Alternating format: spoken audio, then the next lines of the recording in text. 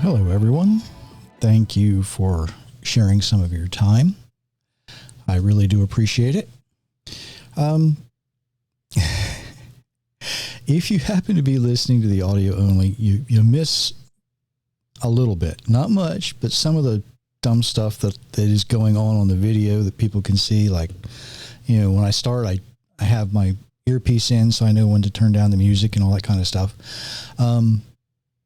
But do yourself a favor and check us out on YouTube or Rumble. Also, I've started putting these on TTN, the Torah Network. And if you are inclined to go there, it's well worthwhile. A lot of interesting conversations take place there. So, just check us out. Check us out.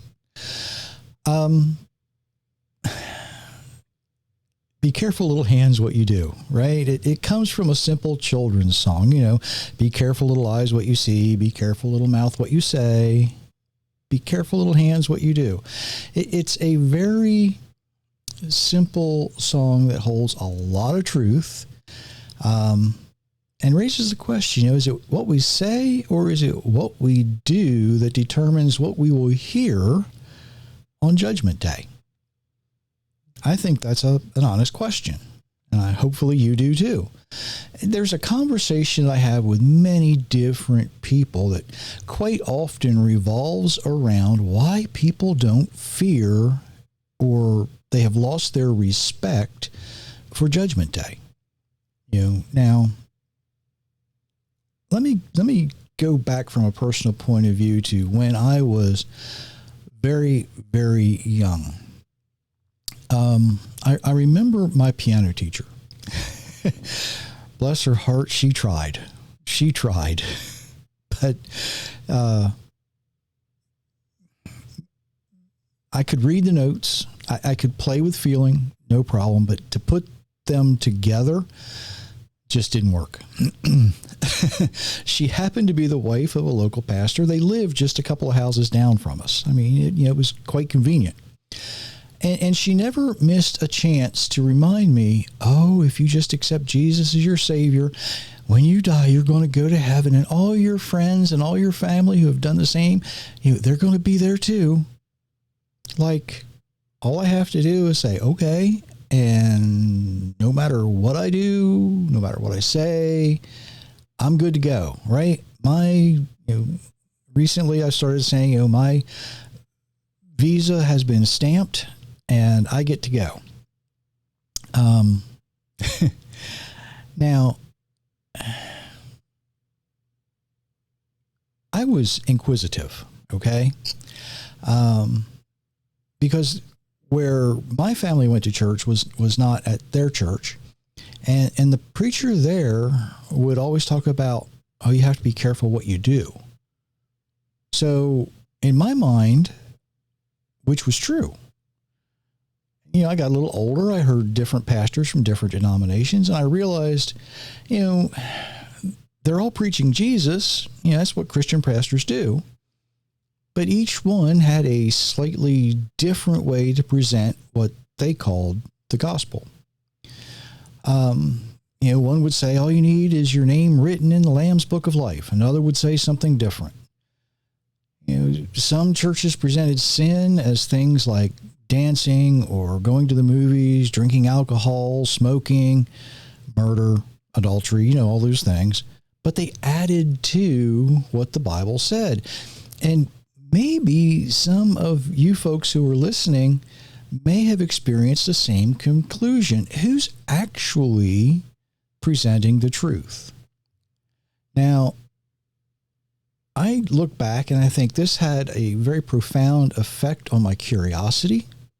It had a very real effect on my disillusionment for organized religion and the church itself, even though I continued to go for a long time. After all, let's think about it. Each of these denominational preachers, they're all reading the same Bible, right? They're all reading the same book. How in the world could they come to such different conclusions, I guess I should say? Now, when I finally had the opportunity to really study the Bible. And this was a little over 20 years ago now, when I stopped just reading and actually started paying attention to what was there. I would read these things and I think, wait a second, something's not adding up.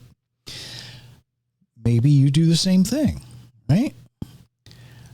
But I realized if I stopped studying through the filters of man-made doctrine and tradition, it gives you insight into what's really there.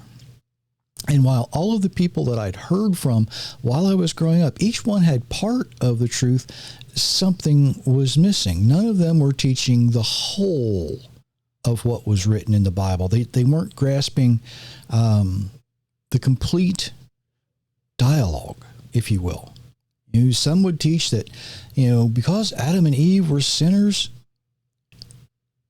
we're all born sinners.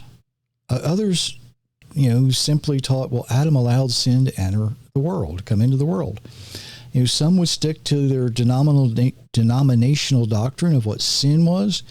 Others would teach that, if you just accept Jesus, you don't have to worry about sin. He did away with sin. So what does the Bible actually reveal about it? Well, I'm glad you asked.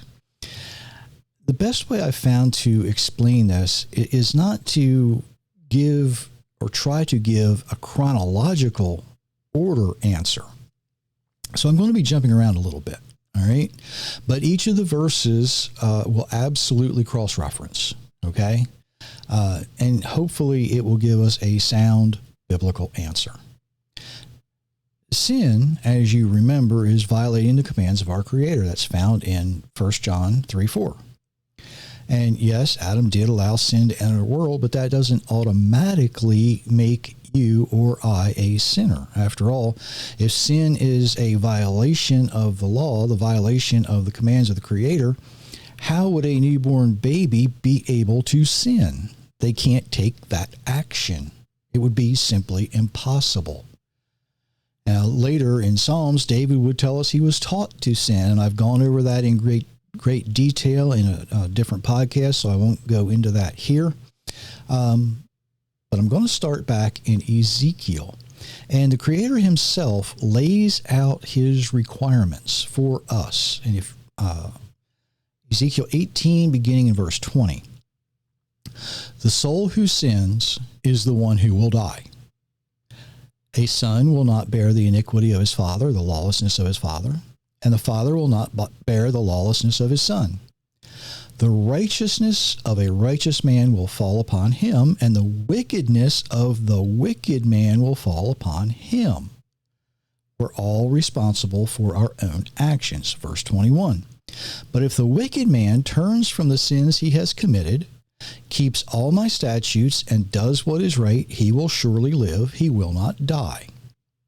None of the transgressions he has committed will be held against him, because of the righteousness he has practiced, he will live.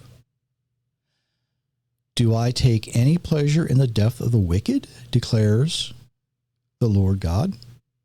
Wouldn't I prefer that he turn from his ways and live? And here's verse 24. Are you ready for this? And this is still the Creator speaking. Verse 24. But if a righteous man turns from his righteousness and practices iniquity, practices lawlessness, committing the same abominations as the wicked, will he live? None of the righteous acts he did will be mentioned, because of the unfaithfulness and sin he has committed. He will die. I'm going to remind you one more time. This is God speaking to Ezekiel. So when the righteous actions when will the righteous actions or the evil actions be mentioned? Well, for that, we have to go to Revelation 20, verses 12 and 13.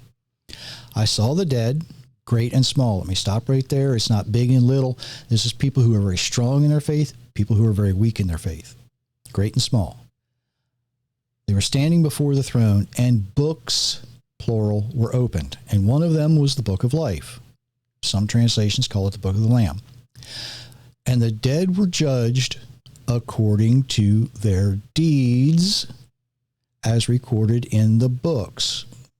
Verse 13, the sea gave up its dead, death and Hades gave up their dead, and each one was judged according to their deeds, to the actions they have taken, to what they actually did. Now, the same passage containing the book of life, or as I said, the book of the Lamb in some translations, also contains other books that are opened. And a lot of denominations fail to mention these other books. The things we do, we have to be accountable for. And Judgment Day is the day we are held accountable.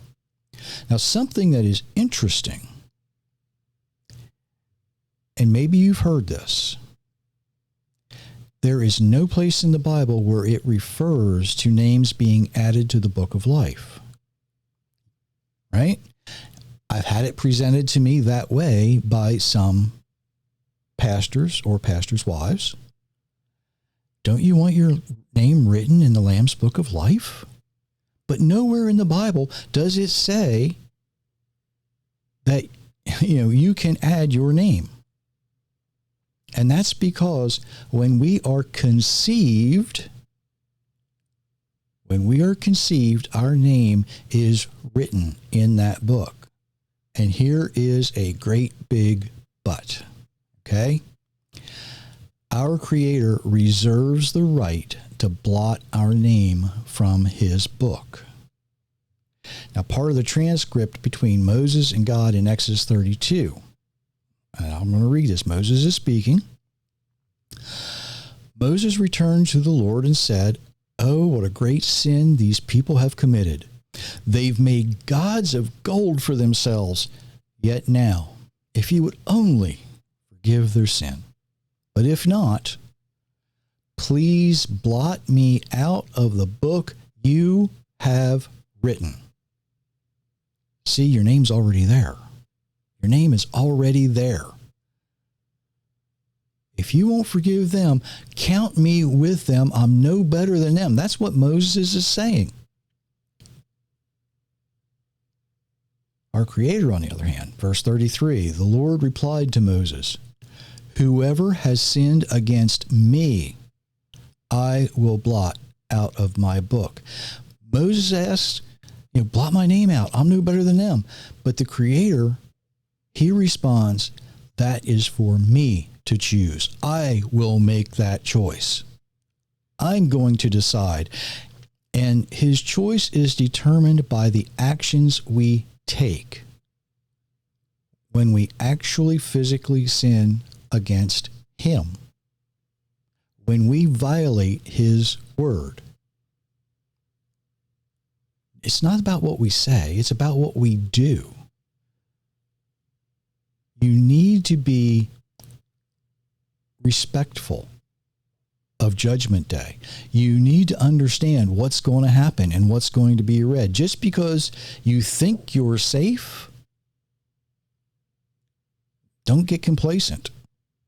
Don't get complacent with this. You need to be very, very careful. Be careful, little mouth, what you say. Be careful, little hands, what you do. Because Judgment Day is something to be respected. It is something to be mindful of. You don't have to be afraid of it if you are living the way your Creator designed you to live, but you need to be fearful of it, respectful of it. Something to think about until next time. And until next time, I do wish you many, many blessings, everyone.